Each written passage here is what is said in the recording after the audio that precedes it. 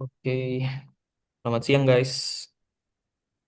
Selamat siang, Mas. Halo, oke, udah aman ya semuanya ya koneksinya ya. Jadi kali ini kita akan kembali lagi berdiskusi. Jadi judul tugasnya kali ini adalah memberikan review atau tanggapan terkait best dan bad practice di lingkungan Kementerian ATR berkaitan dengan materi kita yaitu manajemen dan smart ASN. Dari Mas Bram mungkin boleh Mas videonya Mas di Oke, share ke kita. Mas.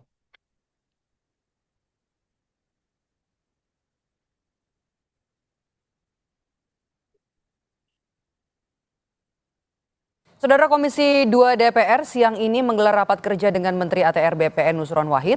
Dalam rapat Nusron bilang buntut dari pemasangan pagar laut, ia memberhentikan 6 pegawai Kementerian ATR BPN dan 2 pegawai lainnya dikenakan sanksi berat. Pemberhentian dan sanksi berat diputuskan setelah kementerian melakukan audit investigasi penerbitan sertifikat hak milik ataupun hak guna bangunan pagar laut. Salah satu pegawai Kementerian ATR BPN yang diberhentikan adalah Kepala Kantor Pertanahan Kabupaten Tangerang saat itu. Pimpinan. Nah, kemudian kita memberikan sanksi berat, pembebasan dan penghentian dari jabatannya pada mereka yang terlibat kepada 6 pegawai dan sanksi berat kepada 2 pegawai. Nah, nama-nama pegawainya siapa saja kami nggak bisa sebut, ya kan? Kami hanya sebut inisial. Yang pertama adalah JS, Kepala Kantor Pertanahan Kabupaten Tangerang pada masa itu. Kemudian SH, ex Kepala Seksi Penetapan Hak dan Pendaftaran. Anggota Komisi 2 DPR menilai pegawai Kementerian ATR BPN yang terlibat penerbitan sertifikat area pagar laut tidak cukup dicopot dan hanya disanksi berat tapi juga harus diproses secara pidana. Anggota Komisi 2 DPR dari fraksi PDI Perjuangan Dedi Sitorus bilang jika pegawai yang terlibat hanya mendapat sanksi berat tidak akan ada efek jera. Jadi menambahkan mereka yang menerbitkan sertifikat pagar laut perlu diproses pidana sebelum kemudian sertifikat itu dibatalkan. Kenapa sanksi berat? Apakah ini persoalan administrasi atau persoalan pembegalan hukum, Pak? Tidak ada mens rea di sini untuk keuntungan pribadi atau kejahatan hukum. Kalau hanya sanksi berat, Pak, ini kan berulang terus di mana-mana, Pak. Kalau hanya inspektorat yang turun, tidak akan ada yang namanya efek jerat. Ya paling sanksi berat, di kantong gua udah 30 miliar. Kalau gua makan gaji berapa tahun sampai pensiun nggak dapat 30 miliar. Begitu-gitu aja kita, Pak. Saya kira tidak cukup hanya sanksi berat. Harus proses hukum. Karena ini kejahatan. Bukan malpraktek yang hanya berkonsekuensi sanksi. Ini saya kira perlu menjadi perhatian, Pak. Ya, termasuk yang di Surabaya dan sebagainya itu termasuk. Wakil Ketua Komisi 2 DPR, fraksi Partai Demokrat, Dede Yusuf mempertanyakan kenapa Desa Kohot yang paling banyak penerbitan sertifikat hak milik pagar laut Tangerang dibandingkan dengan desa lainnya. Dede Yusuf menduga ada permainan antara pihak pengembang dan wilayah tertentu. Saya masih bingung, Pak Nusron ya, kenapa Desa Kohot paling banyak dibanding dengan desa lain? Ya, bahkan saya dengar katanya kepala desanya naik Rubicon. Kami aja belum tentu kebeli di sini. Jadi ini menandakan bahwa ada permainan antara pengembang atau pengusaha dengan wilayah-wilayah tertentu yang dimudahkan. Informasi lebih lengkap soal rapat kerja Komisi 2 DPR bersama dengan Menteri ATR BPN Nusron Wahid soal penerbitan sertifikat pagar laut di Tangerang. Kita tanyakan Oke kepada Mas, jurnalis boleh Kompas di ada pause dulu Fedriska Mas. Ananda di gedung DPR RI. Oke, Rizka, selamat Mas. petang. Oh, oke, boleh di stop share dulu Mas. Jadi kita tanggapi dulu video yang pertama ini terkait dengan Oke, pagar laut. Mas. Ya. Oke, dari saya dulu. Jadi videonya kan membahas tentang pagar laut ya, yang dipertanyakan oleh DPR. Kasusnya udah lama sih sebenarnya. Jadi menurut saya pribadi nih, kasus pagar laut ini cukup erat kaitannya dengan materi kita hari ini, yaitu manajemen ASN. Dari video yang barusan diputar, kita bisa lihat masih ada kelemahan di sisi pengawasan internal dan kurang tegasnya penerapan prosedur kerja dari kementerian, makanya bisa muncul masalah seperti ini. Kalau dari sudut pandang saya lain, kasus ini bisa menjadi pukulan dan cermin bagi kita baru bahwa manajemen ASN ini harus terus diperbaiki, benar-benar dijalankan secara baik. Oke, kalau dari yang lain gimana? Ada tanggapan lain nggak? Mas Bro? Mungkin kalau tanggapan dari saya sih Mas, menurut saya sih kasus pagar laut ini menunjukkan bahwa manajemen ASN di Kementerian ATR BPN itu masih punya kelemahan nih, terutama dalam hal disiplin, pengawasan, dan juga kepatuhan terhadap prosedur. Di mana dalam pelatihan manajemen ASN kita disuruh belajar bahwa sistem merit, integritas, dan akuntabilitas itu juga sangat penting. Supaya apa? Supaya para ASN bisa bekerja secara profesional. Terus tindakan tegas dari Menteri ATR BPN tadi juga terhadap ASN yang melanggar itu menurut saya juga sudah tepat sih, di mana itu sudah menjadi penerapan dari reward and punishment-nya juga, supaya ASN yang tidak disiplin itu bisa diberi sanksi, dan yang bekerja dengan baik itu bisa diberi penghargaan. Ini pun juga bisa jadi momentum sih untuk memperbaiki penempatan pegawai, meningkatkan pembinaan etik, dan juga mendorong penggunaan sistem digital agar layanan jadi lebih transparan.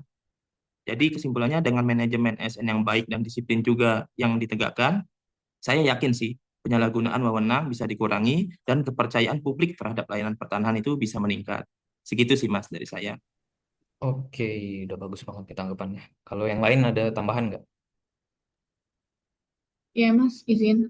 Mungkin dari video yang tadi banyak sekali dugaan ya, Mas. Yang pertama, proyek ini tuh seperti tidak ada koordinasi dengan Kementerian KHP, yang mana merupakan kementerian memiliki kewenangan untuk pengolahan ruang lautnya. Sehingga bisa dilihat juga bahwa tidak adanya sinergi antar kementerian. Terus yang kedua juga mungkin dengan adanya pagar laut ini, para nelayan juga mungkin jadi kesulitan ya, jadi rutenya makin jauh sehingga menambah biaya operasional dan berpengaruh juga pada pendapatannya. Mungkin yang ketiga juga adanya dugaan yang berhubungan dengan proyek reklamasi pengembangan wilayah yang memiliki nilai yang tinggi ekonominya, tapi dengan tidak transparan perizinannya. Ini juga bisa dilihat banyak sekali nilai-nilai dasar ASN yang dilanggar. Seperti itu, Mas. Oke, udah cukup lah ya kita membahas yang pertama ini. Jadi video yang pertama ini adalah bad practice-nya dari manajemen ASN. Kemudian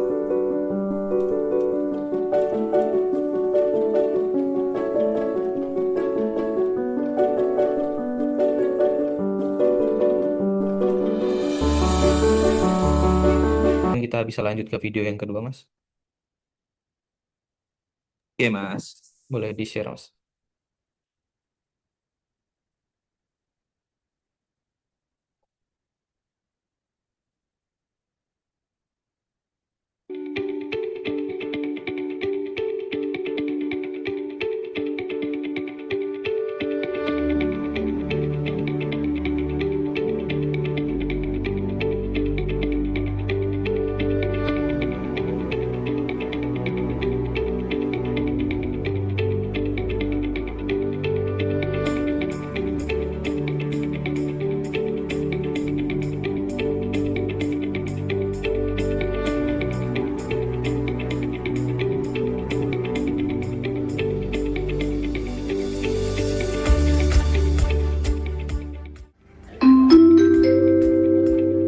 Nomor antrian B7 ke loket penyerahan.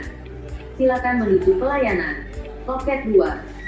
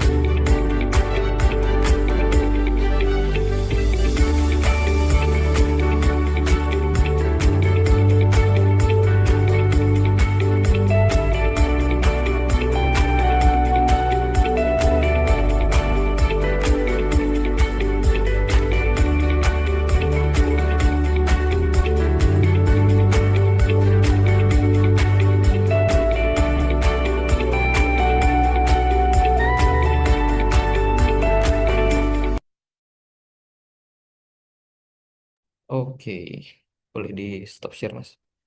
Oke, jadi video kedua adalah loket antrian, penerapan loket antrian dan buku tanah elektronik nih. Jadi ini merupakan salah satu contoh best practice dari manajemen dan Smart ASN. Jadi dari teman-teman ada yang mau ngasih tanggapan? Ya Mas, izin. Dari Mbak Rizka boleh? Boleh, ya. Terima kasih. Menurut saya dari video tentang anti loket online ini ya menunjukkan kalau inovasi digital itu sudah meningkat untuk meningkatkan kualitas pelayanan juga. Dari sudut manajemen ASN juga mencerminkan tugas ASN sebagai pelayan masyarakat yang mana kita harus bekerja secara profesional, efisien, akuntabel. Nah, menurut saya juga digitalisasi layanan ini juga mencerminkan aspek dari penguatan budaya kerja dan juga citra institusi di mana dengan inovasi seperti antrian online, masyarakat dapat merasakan langsung manfaatnya. Juga akan meningkatkan kepercayaan publik terhadap pelayanan di pemerintahan. Pendidikan ASN yang baik tidak hanya mengatur tentang sumber dayanya, sumber daya aparatur, tapi untuk menghasilkan nilai nyata terhadap pelayanan publik yang modern, responsif, dan juga berorientasi pada kepuasan masyarakat. Seperti itu, Mas. Oke, dari bagus banget nih tanggapan ini. Kalau dari Mbak Nova ada tambahan? Eh, ya Mas, menurut saya dari perspektif Smart ASN sendiri, penerapan antrian online menekankan pentingnya literasi digital. ASN harus mampu nih menguasai keterampilan digital, menjaga keamanan data masyarakat, serta tetap mengutamakan etika pelayanan. Jadi, di mana ini secara keseluruhan, penerapan antrian online dapat memperkuat peran Smart ASN sebagai aparatur yang profesional, berintegritas, dan responsif terhadap tantangan globalisasi serta perkembangan teknologi informasi. Nah, melalui literasi digital ini juga, penguasaan teknologi dan etika pelayanan, ASN dapat membuktikan bahwa transformasi digital adalah kunci dalam mewujudkan pelayanan publik yang prima, transparan, dan berorientasi pada kepuasan masyarakat dan pelayanan publik yang lebih baik lagi. Begitu, Mas Uta. Terima kasih. Oke, bagus banget nih. Positif semua ya tanggapannya ya. Oke, kalau dari Mbak Ibun, gimana tanggapannya dari video tadi? Oke, baik Mas Duta. Saya ingin menanggapi mengenai Sentuh Tanahku. Menurut saya, program Sentuh Tanahku dari Kementerian ATR BPN ini merupakan contoh nyata transformasi digital dan pelayanan publik yang dirancang untuk mempermudah masyarakat mengakses informasi pertanahan secara cepat, transparan, dan juga efektif. Nah, dari sisi manajemen ASN-nya, aplikasi ini menjadi sarana untuk memperkuat peran ASN dalam memberikan pelayanan berkualitas tinggi, profesional, serta bebas dari KKN. Inovasi ini juga mendukung penerapan sistem merit dengan menetapkan ASN sebagai pelayan publik yang adaptif, berintegritas, serta mampu mengoptimalkan teknologi untuk mempercepat proses administrasi pertanahan.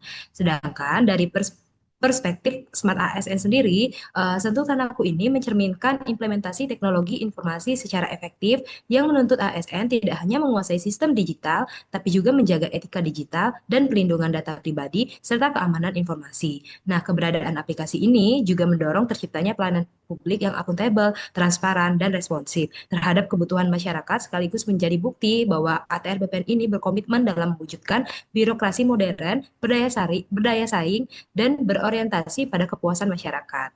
Seperti itu Mas Duta dari saya. Oke, tanggapan positif lagi nih. Berarti memang benar-benar best practice ya. Oke, jadi kalau dari teman-teman ada tanggapan lain mengenai dua video tadi, boleh juga saya buka sedikit sesinya. Ada tanggapan nggak? Atau ada permasalahan di satker-satker kalian yang berkaitan dengan video-video tadi?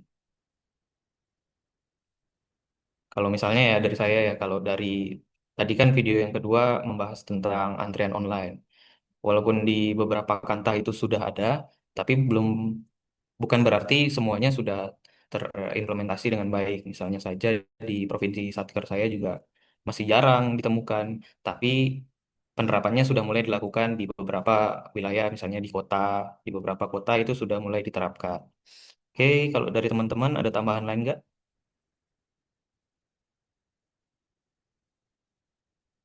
Oke, kalau nggak ada yang menanggapi, maka kita cukupkan sesi review kita terhadap best and bad practice di lingkungan Kementerian ATR BPN dan kaitannya dengan manajemen ASN dan Smart ASN.